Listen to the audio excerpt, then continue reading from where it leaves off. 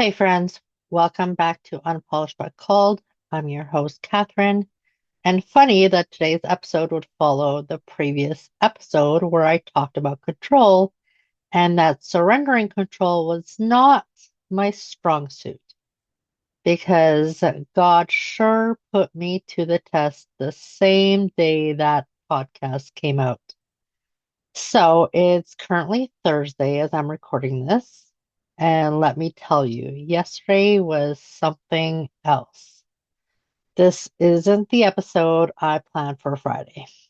But when God shows up in the middle of real life, in the middle of something as simple as driving home, you hit record and talk about it. So today I'm sitting here still processing, still thankful, and still a little stunned at how close I came to seeing Jesus face to face in the most Canadian way possible, behind the wheel in a little bit of a snowstorm. Now, before I get into what happened, let me set the scene. I've lived in Alberta for over 20 years. I'm not new to snow, and I'm definitely not a nervous driver. I actually learned how to drive in Winnipeg. Yes, Winnipeg, land of minus 30 mornings and snowbanks taller than your car. My stepdad was military and he taught me defensive driving before I even had a license. I know how to handle a skid, how to brake without panicking, how to read a road when it's fighting back. So believe me when I say I know winter driving. And maybe that's what made yesterday so wild because this wasn't rookie nerves. This was something else entirely. When I left work yesterday, the snow had already started for several hours. It wasn't windy. It was that heavy, wet kind of snow that sticks to everything and piles up really fast. You know the kind. It soaks through your jacket, blinds your headlights, and turns every lane into a guess. It wasn't even that cold. It was 0 degrees, um, but it somehow makes it worse. Slushy, sticky, thick. You could feel it under the tires. The sky was gray and low. The air was damp. The road slick. Not a lot of cars were out, which is usually nice, except when you realize that means you're basically alone if things go sideways. So I got in the car, I started the engine, and told myself the usual pep talk. You've got this, just take it slow. First few kilometers were fine. The road looked bad, but manageable. And I was just thankful not to be behind anyone throwing slush onto my windshield. The world was quiet, the kind of muffled quiet you only get in a little bit of a snowstorm. And I almost started to relax. A big mistake. A few minutes later, I came up, um, a snow plow started to come towards me from the other side of the highway. No big deal. I wasn't in a rush, and I know how those guys work. I figured I'd drift a little to the side, just enough to give him room with his blade. That's it. Just a small movement. But as soon as my tires hit that ridge of wet slush, it felt like the road grabbed me by the ankles. The steering wheel went light, too light. My stomach dropped. The car started drifting, slow at first, then faster, and before I could process it, I was being pulled towards the ditch. My instincts kicked in, the ones my stepdad drilled into me, and I popped it into neutral, counter steered, tried to find traction. The snow hissed under the tires like frying oil. For a second, I thought I had it handled, but then the back end kicked out. I wasn't panicking, not yet. I've been in slides before, but this one had a different pull to it. So I corrected again, over and over, and barely missed a couple of cars coming the other way. Thank God there weren't many vehicles out. Just enough to make it dangerous, but not enough to make it impossible. I could feel every muscle in my body locked, my focus laser sharp. I got it back on the road. I thought, okay, we're good. Took a breath, and that's when it grabbed me again. The same slush, maybe a new patch, I don't even know. All I know is the car jerked again, hard this time. And that's when the prayer came out. Not the calm, quiet kind. It was the instinctive, survival kind. Jesus, take the wheel. I yelled it, half command, half confession. I think I scared myself with the volume. And that's when I felt something I can't really describe. And I'm going to try to get through the rest of the story without too many tears. And I wasn't in control, and it wasn't calm. It was more like a shift, a small, solid force in the middle of the chaos.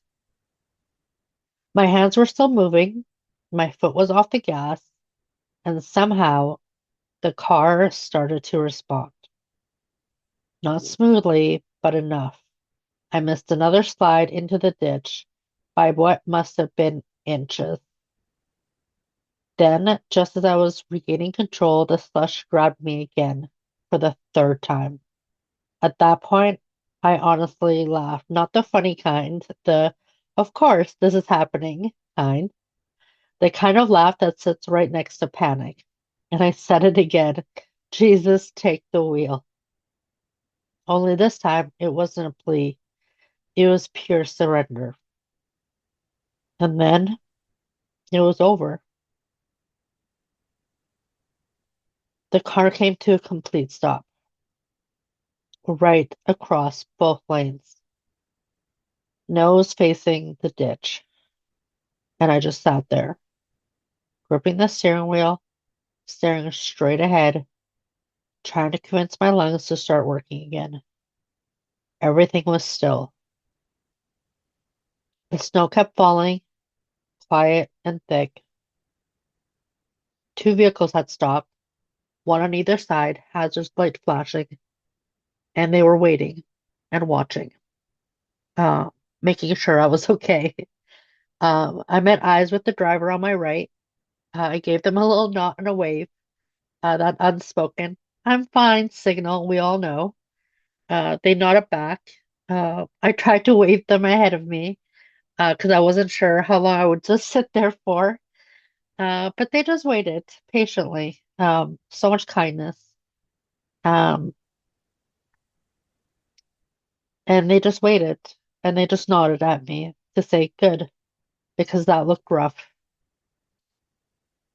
And then I just took a deep breath and I whispered, thank you, Jesus.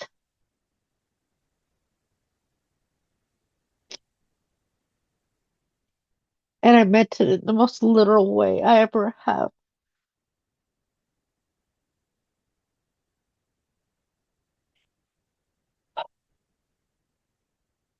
I popped the car back into drive, gave another wave to the drivers waiting, and I eased my car back into the lane. At that point, the road was empty again, and I chugged along like nothing had happened. The rest of that drive home felt holy, quiet.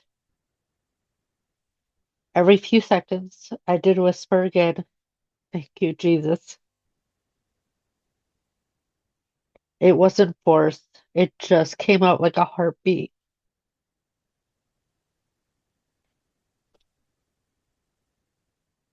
By the time I pulled into my driveway, I realized I'd said it probably 50 times, maybe more. Thank you, Jesus, over and over. And it wasn't because I was trying to sound spiritual, because gratitude was the only thing I had left.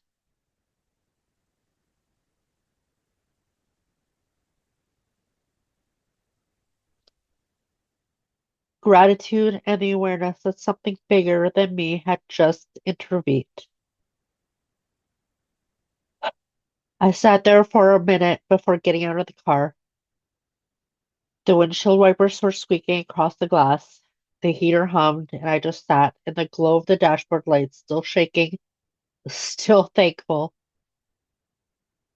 I've had plenty of close calls in life, but that one, gonna be honest, that one hit a little different because I wasn't scared, not in the beginning. I was confident. I knew the roads. I've been driving them for almost 5 years, to and from work. I knew my limits. I knew what to do. But sometimes knowing isn't enough. But sometimes you need saving from things you technically know how to handle. And I think that's what God showed me yesterday, that I can know all the techniques, all the lessons, all the steps, but there will always be moments where my skills stops and His grace begins. And I'm going to pause this for a minute so I can blow my nose. Well, I didn't expect that to get that emotional. Sorry, everybody. Thank you for pausing with me. Um, I thought about that all day today. Um, and last night, every time I replayed in my mind, I kept feeling that same nudge, that reminder that faith isn't about control. Especially, I mean, I had just finished doing that podcast about surrender and control. But it is about surrender, and maybe that's why God allowed it to happen the way it did, not to scare me, but to remind me who's actually driving. Um, and that's sometimes because God's got jokes sometimes, and sometimes He has to give us a reminder. Um, we say Jesus take the wheel all the time, like it's a slogan, like it's funny, but I meant it yesterday, and the truth is, I probably need to meet it more often. Not just when I'm sliding towards a ditch, but when I'm sliding in life, when I'm trying to fix things, figure things out, force outcomes. The older I get, the more I realize that God's not asking me to be fearless. He's asking me to be faithful. He's not asking me to drive perfectly. He's asking me to let Him steer because He's not just the God of big miracles. He's the God of small rescues. The one that happened between work and home in the middle of nowhere when the snow's heavy and the road's slick and you're just trying to make it back safely. And that's the thing. When we hand Him control, even for a moment, we see how much He's been in control all along. Yesterday wasn't luck, it wasn't skill, it was protection, it was presence, it was God saying, "See, I've got you. I've always had you." And honestly, I needed that reminder. I think we all do sometimes. So as you're listening to this today, maybe you're driving somewhere too. Maybe you're fighting your own kind of slush, the kind that doesn't show up on the highway, but in your heart. Maybe life's been pulling you in directions you didn't plan for.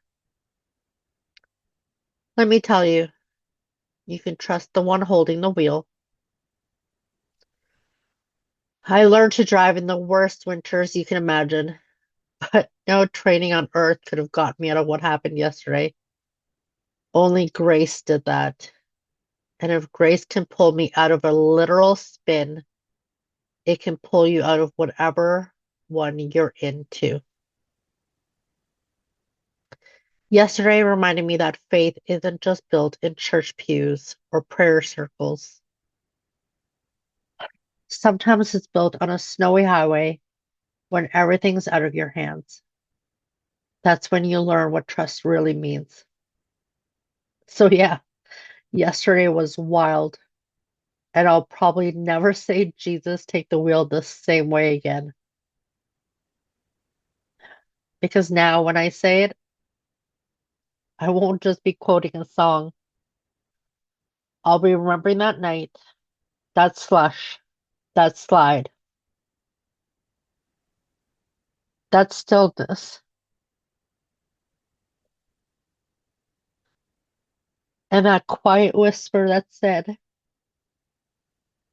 I've got you. And I believe that same whisper is for you too. Whatever your road looks like, however slippery it feels, you're not driving alone. He's already got you.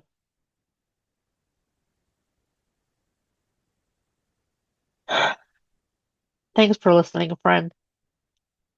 If this week's story reminded you of anything, I hope it's that God's got a steadier hand on your life than you think. Whether you're on dry ground or sliding through slush, He's still in control. If you need a reminder of that this week, just whisper those same words I did. Thank you, Jesus. Sometimes that's the whole prayer. I'll see you next week. Same time, same place. Stay safe out there. And maybe let him drive first time.